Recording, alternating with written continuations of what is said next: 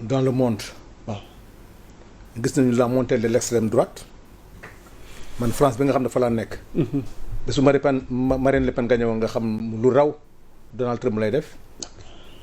tous les pays occidentaux ñëpp seen campagne ñu ngi ko def sur l'immigration.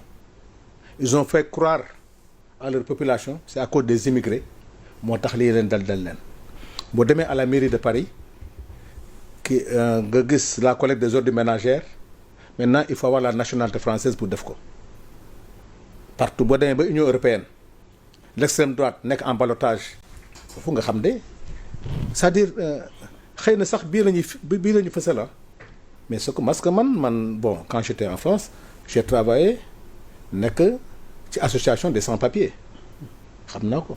gis naa léegi le problème du Sénégal problème bi ñu amoon li ci bëri ni ñu ci amoon mooy le mariage bi nga gis ils l'ont durci ñu dugg affaire réfugiés avec l'histoire de la Casamance quand Abdoulaye Wade est venu avec la stabilisation de la Casamance mënatu am réfugié Sénégal li fi amoon réfugiés gars yi di dem ay pays les pays en guerre gars yi ils ont compris c'est fermé malheureusement ce qui se passe kañ moo ko wax.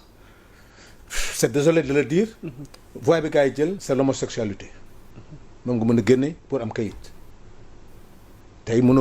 tey quand tu pars dans ces pays le seul problème que tu as pour être régularisé bu njëkk ba da ngay ñëw takk benn jigéen bu am nationalité bi gars yi ils ont compris maintenant dañ naan période de test te test bi mun a durer 2 ans 3 ans et autres bon maintenant malheureusement solution bi ñu jël du bu baax bi mooy boobu rek nga mën a am gis nañ fi au niveau là et puis Trump a fait sa campagne sur ça donc man la leçon muy tiré mooy nous africains ñu ñëw war a xoolaat suñu bopp liggéey suñu réew mais est-ce que du tàmbale ci diplomatie sénégalaise non diplomatie mënoo tere non c'est pas un problème de diplomatie parce que contexte bi c'est particulier c'est normal immigration bi ok on en fait un débat parce que Trump fi mu ne nii mayetul immigré wala ñi nga xamante ni tey bëgg nañ nekk ci réewam dans l'illégalité alors comment comprendre tout ça. Tu sais moi ce qui me gêne. waaw. des chercheurs des universitaires sénégalais. def nañu ay demande visa ñu bañ. ça n'a pas heurté la conscience des Sénégalais.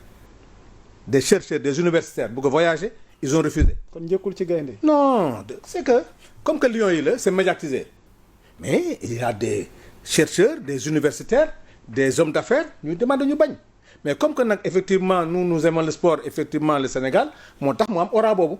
daa mel ni bu ñu jàppee benn politicien ni muy siiwee bu ñu jàppee ni ku simple siiw mais ce que je dis mooy mënuñu leen tere loolu diplomatie c'est comme quand la Mauritanie nous refusait les licences de pêche c'est vrai que nag am na loo mën a négocier au niveau de nos étudiants au niveau de nos chercheurs mais benn pays mënul négocier immigration boo xam ne da ngay dem pour une immigration économique aucun pays au monde du ko accepter ce que tu peux négocier dans la diplomatie c'est nos étudiants nos chercheurs nos sportifs comme bii.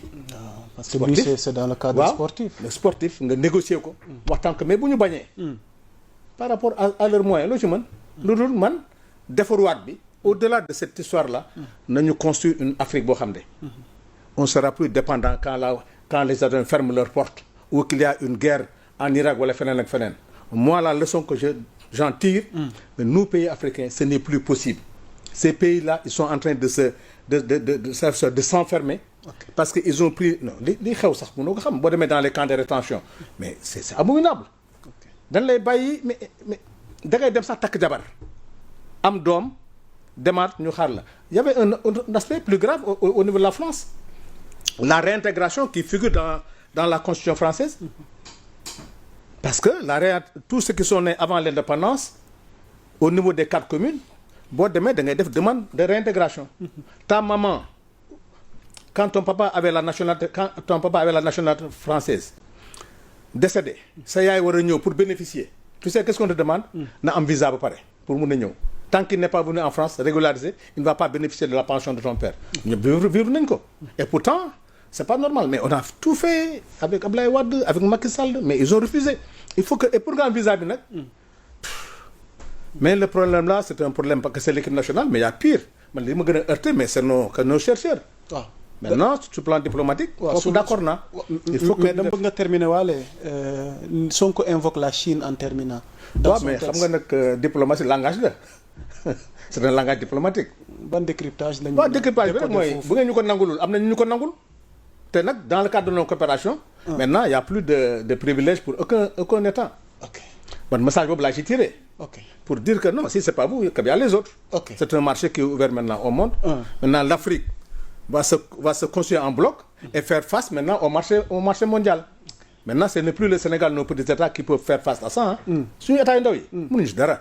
c'est le continent africain qui va construire un bloc par rapport à l'OMC. mais ñun nii rek petit État. waaye yëguñu sax ñu ngi dund. Moussa Niang ci yow laa jëm sa décryptage ci sortie Sonko bi ak contexte bu particulier bi parce que dañu bañal suñu gaynde jigéen ñi visa te du réew du n'importe quel réew c'est les États-Unis d'Amérique avec Trump. waaw yaa Moussa je suis très peiné je suis profondément peiné ma gis sunu réew. actuellement fi mu toll. te yàgg nañu avertir yàgg nañu alerter ci situation yi demee nii parfois discours ak posture ci diplomatie dafay am ay impact yoo xam daf koy am ultérieurement ci réew.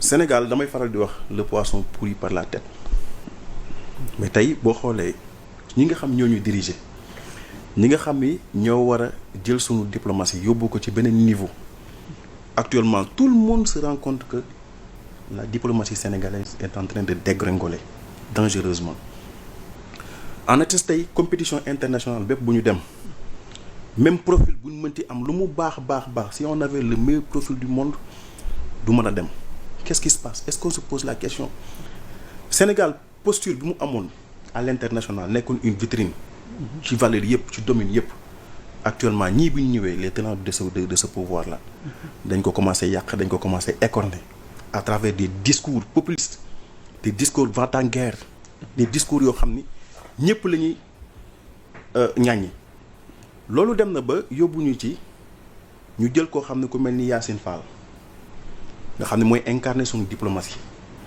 nga xam ne amul compétence bi amul rigueur bi amul carrure bi. ah bon amul parcours bi amul profil bi. Yacine pour Fall répondre aux exigences yi nga xam ne moom la. Moussa tu parles bien de Yacine Fall. effectivement je parle de Yacine Fall. ok Yacine Fall bi gérer suñu diplomatie. actuellement moo tax Sénégal dafa commencé nekk la risée du monde. tey booy xool même les petits comédiens yi nekk par exemple suñu sous-région bi bu ñuy ñaawal Sénégal wala ñu koy moquer lan la ñuy def on utilise l'image de Yacine Fall loolu cela veut dire ce que cela veut dire on utilise même l'image du président Diomaye loolu ça doit interpeller notre conscience beneen bi bu ñu demee ba États-Unis ñuy wax ni la mooy première puissance mondiale économiquement parlant muy refuser visa ay Sénégalais et non des moindres ay sportifs loolu c'est assez révélateur. de quoi. loolu fan la ñu jëm est-ce que ñun posture yi ñuy jël ak position yi ñuy jël ak parfois ñi ñuy alignement yoo xam ni c'est des alignements farfelus est-ce que mënuñu valoir ces soubresauts là. Le Sénégal est en train d'être pris à l'étau actuellement bu ñu taxawee da ngay xool ma jox la un exemple Diomaye bi muy doog a falu dañ ko def facilitateur waa CEDEAO ñoo ko def facilitateur pour mu dem waxtaan ak waa AES pour créer benn contradiction par rapport ak discours bi ñu amoon étant des opposants parce que ñoom ñoo doon ŋàññi waa CEDEAO di ànd ak waa AES di leen fortifier ci seen position di leen wax ni sax daal leen jàppale bay wax ci waxu sortie franc CFA traité CEDEAO des chefs d'État CEDEAO des comploteurs lu ne ñuy traité leen ko mu falu xam nga gars yi ils sont très diplomates ils sont très forts en communication dañ ñëw ñu ni ko léegi yow yaay nekk porte-parole lu CEDEAO envers l'AES bi nga xam ni moom nga daan faral yow yaay porter suñu message mais bi mu demee ñu def ko seen porte-parole seen king coursier bi ñuy yónni mais ñëpp xamoon nañ ni échec bi c'était déjà loo xam ni c'était clair à l'avance